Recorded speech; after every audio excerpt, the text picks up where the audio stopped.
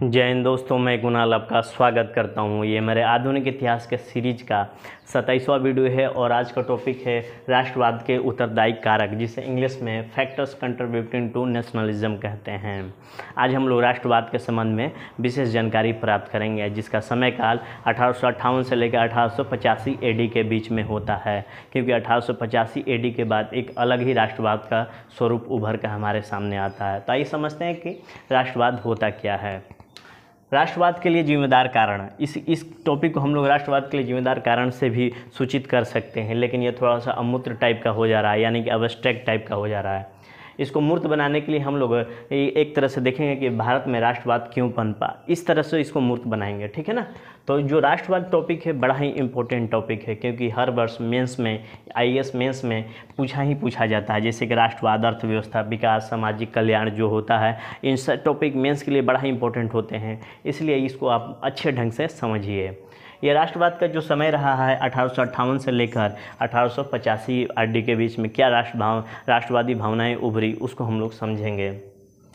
Indian national Congress, भारतीय राष्ट्रीय कांग्रेस का 1885 में स्थापना के बाद राष्ट्रवाद के प्रचार प्रसार का एक नया दौर शुरू होता है, क्योंकि हमारे पास ये एक राष्ट्रव्यापी संस्था है, यानी कि पूरे राष्ट्र में इसकी शाखाएं फैली हुई है। इससे पहले हमारे पास राष्ट्रीय संगठन नहीं थे, ठीक है ना। हालांकि कांग्रेस के स्थापना से पूर्व बहुत सारे संगठन थे, लेकिन राष्ट्रीय स्तर के नहीं थे। इससे पहले संगठन मौजूद थे, परंतु वे अलग अलग स्थानों पर उनका चरित्र राष्ट्रव्यापी नहीं था। माने कि संगठन तो मौजूद थे क्षेत्रीय स्तर पर, राजकीय स्तर पर, लेकिन राष्ट्रव्यापी स्वरूप लिए हुए नहीं था, ठीक है ना। उनका चरित्र राष्ट्रव्यापी नहीं था कांग्रेस से पहले। इंडियन नेशनल कांग्रेस की स्थापना से पूर्व जो भी संस्थाएं रही है वो राष्ट्रव्यापी स्वरूप नहीं था उनका। इसके बाद देखते हैं कि 1857 AD में प्रथम स्वतंत्रता आंदोलन के बाद भारतीयों को यकीन आ गया कि हम कहीं ना कहीं एक हैं।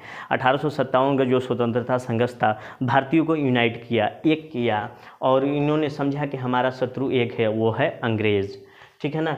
इनके खिलाफ, अंग्रेज़ों के खिलाफ छिटपुट तरीके से नहीं लड़ सकते हैं, क्योंकि हमने 1857 में अगर इकट्ठा और एकत्र होकर लड़ते, उसके बाद सभी लोग साथ देते, तो आज परिणाम कुछ अलग ही होता। लेकिन हम लोग छिटपुट तरीके से लड़े। शुरुआत तो हुई, लेकिन बट वो बिखरी हुई रूप में थी, यानी कि इनके खिलाफ हम लोग छिटपुट तरीके से नहीं लड़ सकते, हमें एक होना ही होगा। 1857 के बाद भारतीयों को ज्ञान हुआ।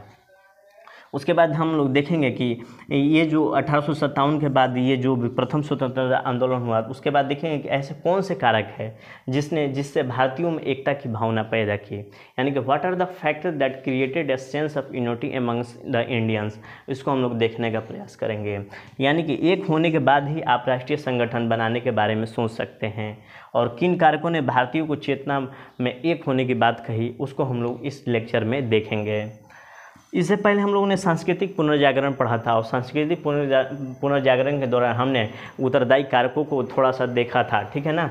कल्चरल रिनेसां के दौरान हम लोगों ने देखा था कि ऐसे कौन से कारक है जो हम लोगों को एक कर रहा था। आप लोग नहीं पढ़े हैं तो पीछे जाके सामाजिक सुधार आंदोलन में ये जो सांस्कृतिक पुनर्जागरण हुआ उसको समझ लीजिएगा, तो ये थोड़ा सा और टॉपिक आसानी से समझ में आएगा। तो चलिए हम समझते हैं कि राष्ट्रवाद होता क्या है, इसको समझते हैं।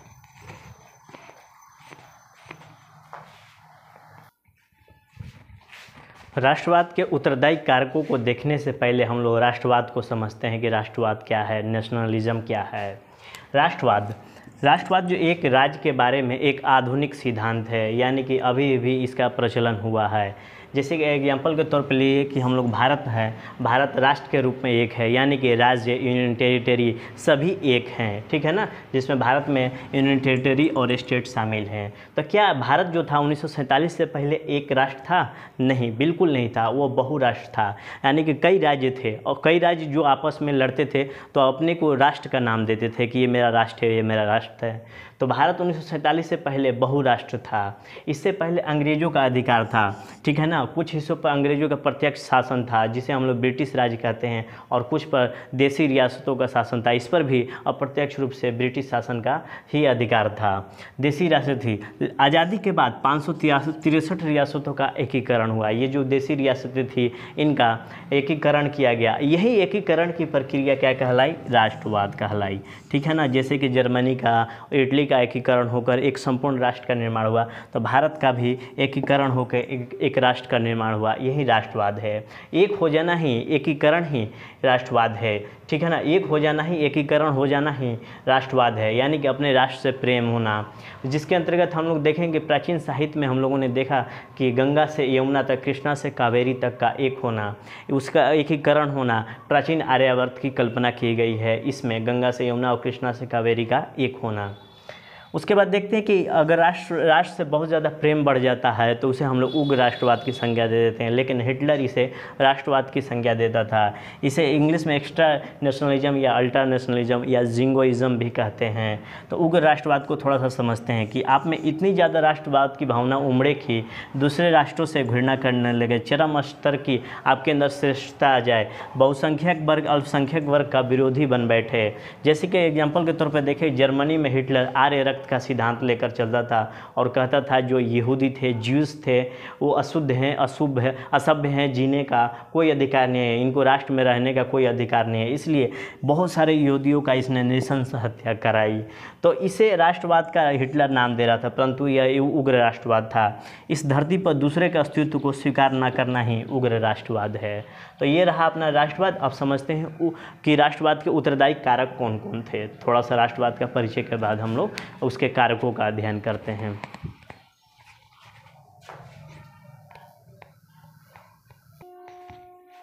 राष्ट्रवाद के उत्तरदायी कारकों को देखें तो 1885 एडी से पहले राष्ट्रवादी चेतना आ गई थी। इसी चेतना के संबंध में इंडियन नेशनल कांग्रेस का गठन हुआ था। लेकिन अब देखते हैं कि कौन कौन से आर्थिक कारण थे जिसके कारण राष्ट्रवादी चेतना उभरी थी। पहले भाग एक में देखते हैं, यानी कि 1857 के पहले क्या स्थिति थी और 1857 के बाद, यानी कि दूसरे भाग में देखेंगे। 1857 से पहले हम लोगों ने देखा था कि ईस्ट इंडिया कंपनी का शासन था और ईस्ट इंडिया कंपनी की आर्थिक नीतियाँ, उसकी लगान व्यवस्था किसानों, दस्तकारों और मजदूरों को अंदर से तोड़ के रख दी थी, उनको ध्वस्त कर दी थी, उनको बर्बाद कर दी थी। कि इसके कारण क्या हो गया कि ग्रामीण संरचना, जो आर्थिक संरचना थी, वो पूरी तरह से ध्वस्त होगी। गांव का गांव ऋणग्रस्त हो गया और धीरे धीरे ज़मीन पर लगातार दबाव बढ़ रहा था, क्योंकि कृषि का व्यवसायीकरण हो रहा था, यानी कि उद्योग व्यवस्था के हिसाब से फसल उगाया जा रहा था। साहूकारों का प्रभुत्व बढ़ता जा रहा था, क्योंकि ये जो किसान थे साहूकारों से ऋण लेकर खेती किया करते थे और ऋण न चुकाने के एवज में उनकी ज़मीनें गिरवी रख दी जाती थी या ज़मीनें बेच दी जाती थी। इससे साहूकारों का प्रभुत्व बढ़ रहा था और ज़मीन के छोटे छोटे टुकड़े हो रहे थे। इस वजह से जो ग्रामीण अर्थव्यवस्था थी ध्वस्त होती चली जा रही थी। 1857 के बाद फिर देखते हैं क्रांति होती है 1857 में, और 1858 में ईस्ट इंडिया कंपनी का शासन समाप्त होता है और ब्रिटिश क्राउन यानी कि महारानी या ब्रिटिश संसद का शासन भारत के ऊपर होने लगता है।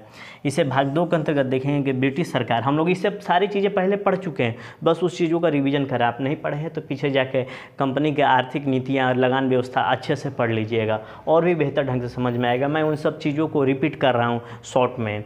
ब्रिटिश सरकार शासन में आती है 1858 में, लेकिन ब्रिटिश संसद ने राजस्व नीति में कोई परिवर्तन नहीं किया, वही चलती रही जो ईस्ट इंडिया कंपनी की थी। और इस कारण से क्या हो गया, संकट और धीरे धीरे बढ़ते चले गए। भारत का विऔद्योगिकरण हुआ, डी इंडस्ट्रियलाइजेशन हुआ। हमने देखा था कि 1750 एडी के दौरान यूरोप में औद्योगिकरण हुआ था। औद्योगिकरण के फलस्वरूप उद्योगों को या मशीनों को पेट भरने के लिए कच्चा माल चाहिए था, और एक कच्चा माल उस देश से प्राप्त होते थे जहाँ पर ये अपने उपनिवेश स्थापित कर रखे थे। तो वहाँ से कच्चा माल उठाकर अपने देश के मशीनों को पेट भरते थे और वहाँ से जो उत्पादित चीज़ें होती थी उनके बाज़ार में फिर वापस छोड़ देते थे। तो इस वजह से क्या हुआ कि जहाँ जहाँ यूरोपीय राष्ट्रों ने उपनिवेश बनाया था वहाँ पर औद्योगिकरण को रोक दिया था। कृषि का व्यवसायीकरण किया, क्योंकि कृषि का व्यवसायीकरण इसलिए क्योंकि उद्योग व्यवस्था के लिए जो फसल चाहिए थे उसी का उत्पादन किया जा रहा था। इस वजह से क्या होगा, आगे चल के देखेंगे कि जो व्यापार की नीतियाँ थी भारतीयों के पक्ष में नहीं थी। अंग्रेज़ों की जो व्यापार की नीति भारतीयों के पक्ष में नहीं थी। भारतीय जो दस्तकार थे, जो सामान उत्पादित कर रहे थे, उन पर बहुत ज़्यादा कर लगा दिया जाता था। इस वजह से क्या होता है कि उनकी वस्तुएं बहुत ज़्यादा महंगी हो जाती थी और इसके स्थान पर ये जो मशीनों से जो उत्पादित वस्तुएं थी वो सस्ती होती थी। इस वजह से भारतीय दस्तकार वर्ग बर्बाद होता चला गया, भारतीय सामानों की बिक्री बंद हो गई थी। आगे देखते हैं।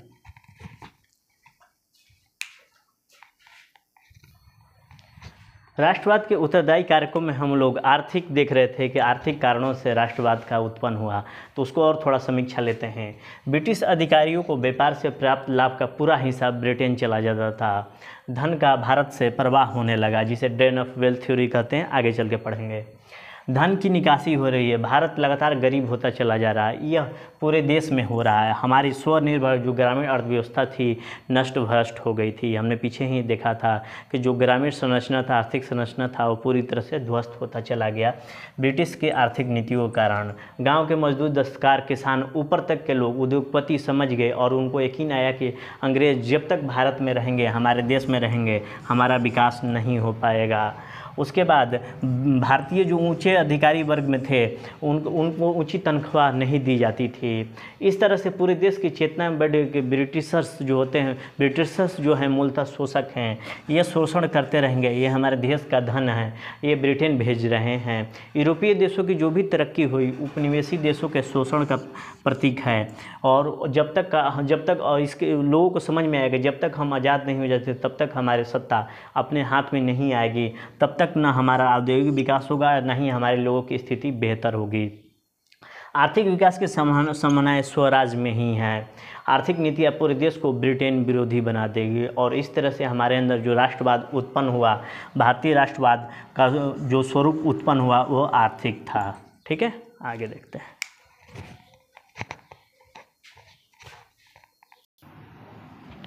राजनीतिक और प्रशासनिक एकीकरण। राजनीतिक और प्रशासनिक कारणों से भारतीयों का एकीकरण हुआ, समझते हैं कैसे। पूरे देश में एक जैसा राजनीतिक और प्रशासनिक प्रणाली अपनाया गया 1858 से लेकर 1885 एडी के बीच में। हमने भी इससे पहले प्राचीन इतिहास में मौर्य काल और गुप्त काल पढ़ा था। उससे भी मौर्य और गुप्त काल जो साम्राज्य थे उससे भी बड़ा ब्रिटिश साम्राज्य था। ये भारत पर ये कुछ हिस्सों पर तो भारत के कुछ हिस्सों पर अंग्रेज प्रत्यक्ष रूप से तथा कुछ हिस्सों पर अप्रत्यक्ष नियंत्रण में लिए हुए थे। भौगोलिक रूप में एक बड़ा क्षेत्र अंग्रेजों के पास था। इस क्षेत्र में जो राजनीतिक व्यवस्था लागू की वो एक जैसी थी। प्रांतों में बटा परिषद बनाई, यानी कि जो भारत था उसे प्रांतों में बटा परिषद बनाई, हम इसमें सदस्य रहने लगे। एक जैसा राजनीतिक प्रणाली काम कर रहा था। प्रशासन भी लगभग एक जैसा ही था, जैसे कि जिले की व्यवस्था, कानून की व्यवस्था, न्याय की व्यवस्था, पुलिस व्यवस्था, कलेक्टर, जज, एसपी, जज, आईपीसी संहिता और पूरे देश के लिए एक जैसे सब कुछ थी। जो भी प्रशासनिक थी और राजनीतिक प्रणाली एक जैसी थी। इससे क्या हुआ कि लोगों के मनोवैज्ञानिक रूप में लोगों को लगने लगा कि हम एक हैं। लोगों में एकत्व की भावना उभरी। इससे लोग एक जैसे जुड़ा हुआ लोग एक दूसरे से जुड़ा हुआ महसूस करने लगे। इससे एकीकरण को और मजबूती मिली। उसके बाद देखते हैं संचार व्यवस्था, कम्युनिकेशन सिस्टम, जिसमें सबसे पहला रेल आता है। इनका मकसद था गांव देहात में जो कच्चा माल पैदा हो रहा है उसे ढुलाई करके बंदरगाहों तक पहुंचाना। इसलिए आप लोग कभी कभी देखते होंगे ट्रेन से गुजरते हुए कि बहुत सारे रिमोट एरिया में रेलवे स्टेशंस हैं, ठीक है ना। तो रेलवे स्टेशन का मुख्य उद्देश्य वहाँ क्या था, वहाँ बहुत ज़्यादा कच्चा माल उत्पादन होता था। वहाँ से बंदरगाहों तक उसको कच्चे माल को पहुँचाने का मुख्य उद्देश्य था। रेल के माध्यम से उस दूर दराज इलाकों से बंदरगाह तक कच्चे माल पहुंचाना। ब्रिटेन से निर्मित माल आ रहा, निर्मित माल को गांव को दूर दराजों तक इलाकों तक पहुंचाना, ये भी कारण था कि रिमोट एरिया में स्टेशन आपको दिखाई देंगे। सैनिकों को विद्रोह वाले स्थान पर पहुंचाना, यानी कि जहां पर विद्रोह हो गया वहां पर सैनिकों को पहुंचाने के लिए भी रेल की मदद ले जा रही थी। परंतु रेल ने पूरे देश को फिर से जोड़ दिया। जैसे कि प्रशासन और राजनीति ने देश को एकत्व किया, उसी तरह रेल ने भी पूरे देश को जोड़ दिया। हमारे देश के लोग, नेता एक जगह से दूसरे जगह तक आने जाने लगे। इसका सकारात्मक प्रभाव पड़ा हमारे मस्तिष्क पे कि हम एक हैं। इसके बाद तार और डाक संचार व्यवस्था में ही आती है। इससे विचारों का आदान प्रदान की स्थिति पैदा हुई। इससे भी लोग एक दूसरे से जुड़ा हुआ महसूस करने लगे। ठीक है, ये रहा संचार व्यवस्था और राजनीतिक और प्रशासनिक व्यवस्था।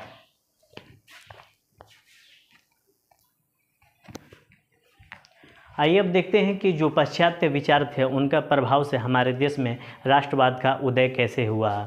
जो वेस्टर्न थॉट्स हैं वो राष्ट्रवाद के उत्तरदायी कारकों में से एक हैं। इसका प्रभाव भारतीय चेतना पर पड़ा। जो भी पाश्चात्य विचार थे उसका प्रभाव भारतीय चेतना पर पड़ा। उस समय भारत के उदारवादी चिंतक थे, उनके विचार भारत में पहुंचने लगे। उस समय जितने भी भारत के उदारवादी चिंतक थे उनके विचार भारत में पहुंचने लगे। यानी कि उस समय उस समय जितने भी पाश्चात्य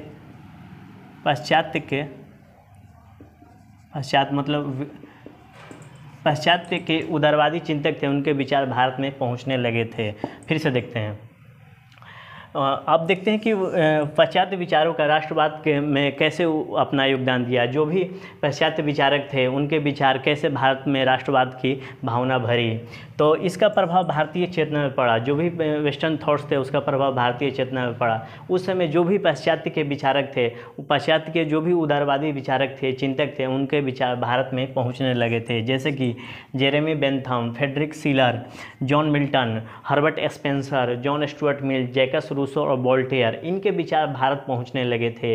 इनके विचार भारत में पहुंचे। इनके विचार जो थे उदारवादी थे, लिबरल थे। इनके विचार मानवतावाद से भरे हुए थे, ह्यूमनिज्म से भरे हुए थे, तर्क शक्ति के आधार पर थे, लोकतंत्र को महत्व देते थे, समानता, बंधुत्व को स्वीकार करते थे। इनके विचार सारे इन सब चीज़ों के उदारवादी विचारों के समर्थक थे।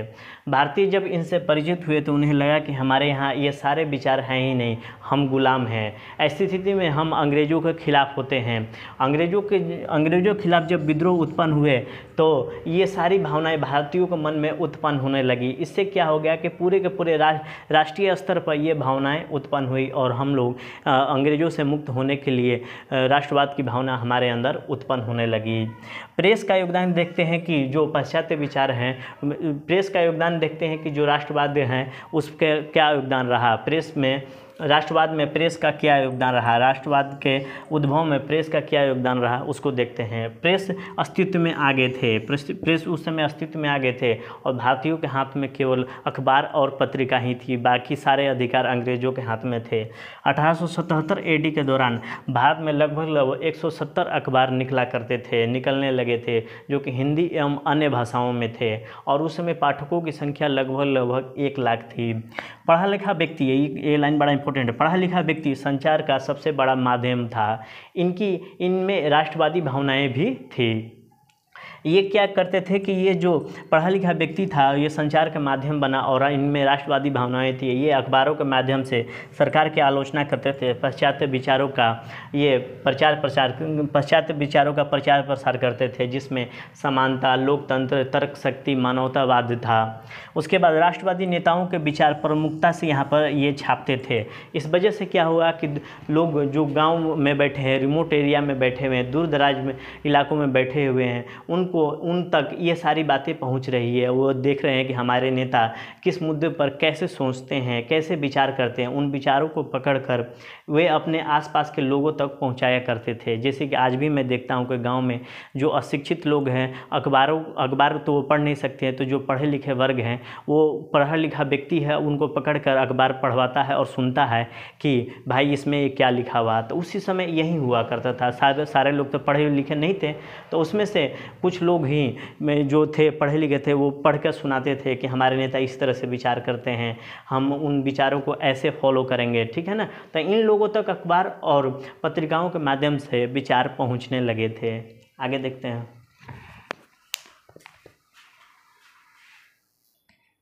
राष्ट्रवाद के उभार में शिक्षा का योगदान को देखें तो उस समय शिक्षा अंग्रेजी हो गई थी, ठीक है ना। शिक्षा का माध्यम अंग्रेजी थी। यह पूरे देश की संपर्क भाषा बन गई। शिक्षित व्यक्तियों के बीच संपर्क भाषा, लिंगुआ फ्रैंका का काम किया इसने। विज्ञान पश्चात विचारों से शिक्षित वर्ग तर्क पर आधारित हो गया, यानी कि जो भी शिक्षा थी विज्ञान और पाश्चात्य विचारों में थी।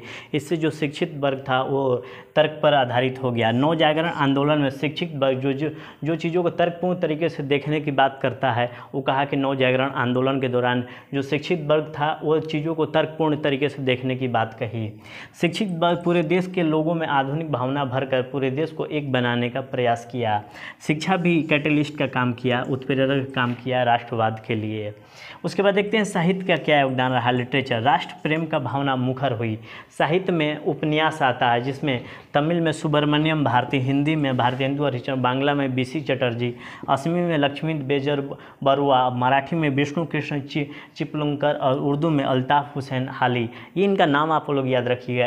इन्होंने साहित्य में उपन्यास का गठन किया, उपन्यास लिखा और राष्ट्रवादी चेतना इसके माध्यम से जागृत करने का प्रयास किया, जिससे हमारी जो राष्ट्रवादी चेतना जो थी जागृत होकर मुखर हुई।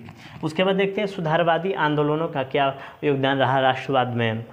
ये आंदोलन राष्ट्रवादी चेतना को प्रेरित किया, लोगों को शिक्षित किया, सामाजिक कुरीतियों को दूर किया और आधुनिकता को अपनाकर आगे बढ़ने का संदेश दिया। उसके बाद सुधारवादी आंदोलन के कारण जो कुरीतियाँ टूटी तो उनमें उदारवादी विचार पैदा हो गए। लोगों के अंदर जो कुरीतियाँ थी वो ख़त्म होने लगी और उदारवादी विचार प्रवेश करने लगे। इससे पहले जो कुरीतियाँ थी वो उस दौरान हम लोग अपने विचारों को श्रेष्ठ मानते थे, लेकिन जैसे ही उदारवादी आधुनिक विचार प्रवेश किए हमारे अंदर आधुनिकता का भाव पैदा होने लगा। फिर उसके बाद अतीत का फिर से बात की गई, यानी कि उसके बाद देखेंगे कि इसमें कुछ लोग थे जिन्होंने अतीत की बात की, जिसमें यूरोपीय और भारतीय दोनों थे। इसका अध्ययन किया गया एवं श्रेष्ठ माना गया, यानी कि भारत के जो भी अतीत रहा है उसका अध्ययन यूरोपीय और भारतीयों ने किया और इसका अध्ययन करके कहा है कि भारतीय प्राचीन काल में श्रेष्ठ थे, जिसमें यूरोपीय में James Prinsep, Max Muller, Monier Williams थे। इनका जो संस्कृति का केंद्र था दिल्ली था, ठीक है ना, जिन्होंने वेदों की व्याख्या की। उसके बाद देखते हैं कि भारतीय अतीत की प्रशंसा की। इन लोगों ने भारतीय अतीत की प्रशंसा की। कुछ भारतीय थे, इन्होंने भी भारतीय अतीत की प्रशंसा की। इन्होंने भारतीय अतीत पर खोज की और हमारे सामने उसके चमकदार बिंदु को प्रस्तुत किया भारतीयों ने, जिसमें आरजी भंडारकर, राजा राजेंद्र लाल मित्र आते हैं। अभी और देखते हैं सुधारवादी आंदोलनों का प्रभाव में।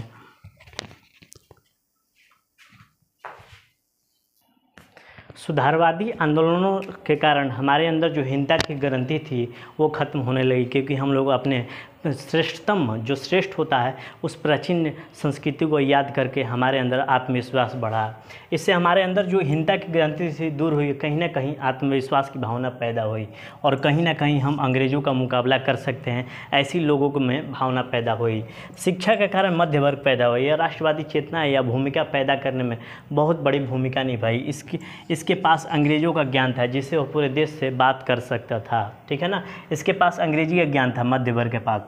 शिक्षित एवं अंग्रेजी के ज्ञान के कारण ये प्रशासन में आए मध्य वर्ग, और कुछ लोग अंग्रेज के भक्त बन गए, परंतु कुछ न कुछ प्रेम भारतीयों के लिए भी था। ये अपने लोगों का समर्थन भी करते थे। यही मध्य वर्ग आगे चलकर हमारे राजनेता के तौर पर हमें दिखाई देते हैं और आगे चलकर देश का यही नेतृत्व संभालते हैं। उसके बाद देखते हैं कि वैश्विक घटनाएं जो घटी वो राष्ट्रवाद के उभार में क्या अपना योगदान दिया। वर्ल्ड में ये घटनाएं भी भारतीयों में राष्ट्रवाद की भावना का उत्थान करने में महत्वपूर्ण भूमिका निभाई। लैटिन अमेरिकी देशों पर सबसे ज़्यादा स्पेन एवं पुर्तगाल का शासन था। इस समय तक इस महाद्वीप के कुछ राष्ट्र स्वतंत्र हो गए थे। कुछ देशों में स्वतंत्रता आंदोलन चल रहे थे, जैसे ग्रीस, इटली और आयरलैंड में। इन सब घटनाओं से भारतीयों को प्रेरणा मिली कि नहीं, हम भी स्वतंत्र होंगे, हमारे अंदर भी स्वतंत्रता होनी चाहिए, हमारे देश में भी स्वतंत्रता होनी चाहिए। इसके बाद जातीय अहंकार था, जो अंग्रेज़ों के बीच में जातीय अहंकार था, अंग्रेज़ों के मन में जो जातीय अहंकार था उसके कारण भी भारतीयों में राष्ट्रवाद का भावना उभरी। रेशियल एरोगेंस के वजह से भी भारतीयों में राष्ट्रवाद की भावना उभरी। अंग्रेज़ों में जातीय अहंकार आ गया था, ये भारतीयों को नीची निगाह से देखते थे। इस कारण से दिल्ली में जो कनॉट प्लेस है, सीपी है, भारतीयों को प्रवेश वहाँ पर वर्जित था। स्कूल और कॉलेज में फ्रेंच और अंग्रेज पढ़ते थे, आम भारतीय नहीं पढ़ते थे। रेल के कुछ डिब्बे आरक्षित हुआ करते थे और क्लब और रेस्टोरेंट में भारतीयों को प्रवेश से वर्जित था। अंग्रेज़ों में जातीय अहंकार होने से वजह से क्या होता था, ये भारतीयों के साथ जब भी मौका मिले भारतीयों को बेइज्जती करते थे, उनको डॉग कहते थे, भारतीयों को डॉग कहते थे और दफ्तर में उनकी फटकार भी लगाते थे। जातीय अहंकार इतना बढ़ गया था कि भारतीयों के मन में अंग्रेज़ों के प्रति घृणा उत्पन्न होने लगी और भारतीय सोचने लगे कि अंग्रेज़ों से हमें मुक्ति पाना ही होगा। वे मन ही मन फैसले किए कि हमें अंग्रेज़ों से मुक्ति पाना ही पाना होगा। भारतीय अंग्रेज़ों का, इसके अलावा भारतीय अंग्रेज़ों की जो न्याय व्यवस्था थी वो अलग थी। उसके अलावा दंड का प्रावधान भी अलग था। भारतीयों के लिए थोड़ा कड़े प्रावधान थे तो जबकि अंग्रेज़ों के लिए उतने कड़े प्रावधान नहीं थे। इस वजह से भी भारतीयों के मन में क्रोध उत्पन्न हुआ और अंग्रेज़ों के खिलाफ कर दिया। ठीक है ना, आगे और देखते हैं।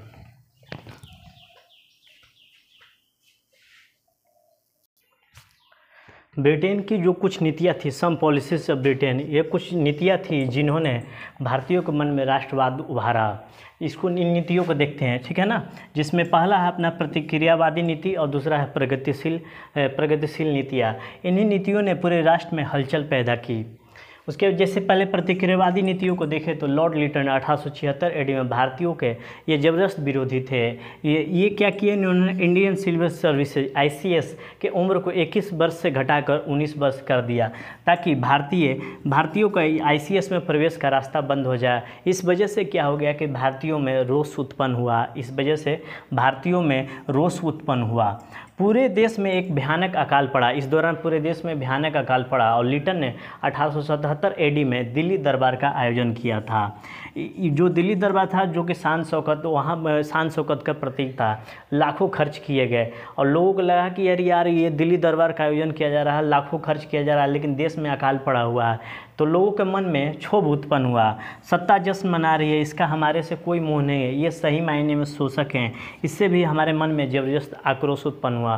भारतीयों के मन में ज़बरदस्त आक्रोश उत्पन्न हुआ। फिर 1877 ईस्वी में द वर्नाकुलर प्रेस एक्ट लाया गया। इसको स्पेशल पढ़ेंगे आगे चल कर। प्रेस को दबाने का प्रयास किया गया, इसको प्रतिबंध लगाया गया। प्रेस भारतीयों को विचारों का आदान प्रदान का साधन था। भारतीयों ने इसका ज़बरदस्त विरोध किया। फिर उसके बाद शस्त्र अधिनियम 1878 आता है। उसके बाद प्रगतिशील में देखें तो लॉर्ड रिपन भारतीयों के पक्षधर थे। ये भारतीयों को पसंद करते थे, इसलिए 1883 एडी में इन्होंने एल्बर्ट बिल लाया था। भारतीय न्यायाधीशों को यूरोपीय लोगों के मुकदमे सुनने का अधिकार दिया गया था इस बिल में, लेकिन इसके विरुद्ध में अंग्रेज़ों ने ज़बरदस्त आंदोलन छेड़ा, जिसे श्वेत आंदोलन कहते हैं। बाद में इस बिल को वापस लेना पड़ गया, इस बिल को ख़त्म कर दिया गया 1884 ईडी में लॉर्ड रिपन के द्वारा। इससे भी भारतीयों के मानस में ये बात बैठ गई कि अंग्रेज़ विश्वसनीय नहीं है, ये हमारे शुभ चिंतक नहीं हैं, तो भारतीय भयानक विरोधी हो गए इनका। उसके बाद 1885 एडी में इंडियन नेशनल कांग्रेस की स्थापना की। ये प्रगतिशील विचारों का ही देन था, जो कि राष्ट्रवादी आंदोलनों में इंडियन नेशनल कांग्रेस का महत्वपूर्ण योगदान रहा है। ये सारी चीज़ें ये सारी घटनाएं भारतीय बुद्धिजीवी देख रहे थे, दोनों घटनाएं। इससे भारतीय बुद्धिजीवियों को एक साथ लाई ये दोनों प्रगतिशील और प्रतिक्रियावादी विचारें। जितने भी थे नीतियाँ थी, जितने भी अंग्रेज की प्रतिक्रियावादी या प्रगतिशील नीतियाँ थी, ये हमारे बुद्धिजीवियों को एक मंच पर एक साथ लाई। उसके बाद देखते हैं कि उपरोक्त कारणों से भारतीय मन में जो चेतना पैदा हुई, उपरोक्त ये माने कि प्रतिक्रियावादी और प्रगतिशील नीतियों के वजह से भारतीय मन में जो चेतना पैदा हुई कि हम एक हैं, हमारा राष्ट्र एक है, हम एक राष्ट्र के निवासी हैं और हमारा जो शत्रु है एक है, वो कौन है, अंग्रेज हैं। इसके बाद इनको देश से जब तक हम नहीं निकालेंगे, हमारा सामाजिक, सांस्कृतिक, आर्थिक विकास नहीं होगा। इसी तरह हम अगर अंग्रेज भारत में बने रहते, इसी तरह हम दास बने रहेंगे, उपेक्षा का शिकार होते रहेंगे। अंग्रेज जब चाहेंगे हमारी बेइज्जती करते रहेंगे, हमारा औद्योगिक विकास नहीं हो पाएगा। ठीक है ना, तो हमारा औद्योगिक विकास नहीं हो पाएगा, हमारा सामाजिक विकास नहीं हो पाएगा, हमारा आर्थिक विकास नहीं हो पाएगा। हम अंग्रेज़ों का गुलाम बने रहेंगे, दास बने रहेंगे, इनकी उपेक्षा का शिकार होते रहेंगे, इनकी बेइज्जती का सामना करते रहेंगे जब तक अंग्रेज़ों को हम लोग देश से बाहर नहीं निकाल देते हैं। तो ये सारी कारण थे जो कि राष्ट्रवाद के उभरने में ये कारक का काम किए। ये राष्ट्रवाद हमारे भारतीयों में राष्ट्रवाद भरने में ये कैटलिस्ट, उत्प्रेरक का काम किए। जो इसी मानसिक और वैचारिक पृष्ठभूमि में इंडियन नेशनल कांग्रेस की स्थापना होती है, जो कि आगे चल के राष्ट्रवादी आंदोलनों का नेतृत्व संभालते हैं। तो ये रहा अपना राष्ट्रवाद के उत्तरदायी कारक, जिसमें हम लोगों ने बहुत सारी नीतियों को देखा था। आर्थिक नीतियाँ क्या थी, शिक्षा का क्या योगदान रहा, पाश्चात्य विचारों का क्या योगदान रहा, ठीक है ना, अंग्रेजों की नीतियों का क्या योगदान रहा जो राष्ट्रवाद का उभार का कारण बना। और इसी पृष्ठभूमि में, इसी वैचारिक और मानसिक पृष्ठभूमि में भारतीय राष्ट्रीय कांग्रेस की स्थापना 1885 में होती है। तो हम लोग अगले अध्याय में से हम लोग भारतीय राष्ट्रीय कांग्रेस के संबंध में अध्ययन करेंगे, लेकिन उससे पहले हम लोग देखेंगे 1850 AD से पहले भारतीय राष्ट्रीय कांग्रेस के कौन कौन से संगठन मौजूद थे, उसको समझने का प्रयास करेंगे। ठीक है, उसके बाद भारतीय राष्ट्रीय कांग्रेस की स्थापना को देखेंगे। ठीक है, तो आज भर के लिए इतना ही। आपके सहयोग के लिए धन्यवाद। नमस्कार, जय हिंद।